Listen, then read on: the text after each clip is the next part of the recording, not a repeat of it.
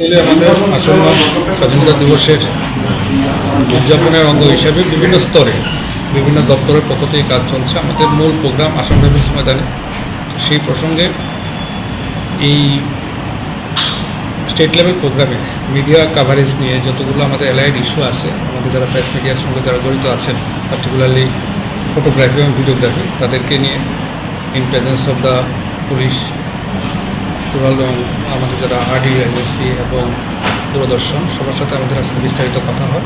তো সেই কথার উপর ভিত্তি করে আমরা কিছু জিনিস, আমরা ইম্পর্টেন্ট জিনিসগুলো আমরা নোট করি, যেগুলো পরবর্তীকালে আমরা উপযুক্ত ব্যবস্থা নিই, যাতে খুব আমাদের ক্ষেত্রে যতগুলো প্যারামিটার, যতজন আমরা এখানে আছি, তারা সবাই মিলে যেন বিভিন্ন নিজের ক্ষেত্রে যেন স্মুথলি কাজ করতে পারি, তারই হিসেবে আজকের এই আলোচনা।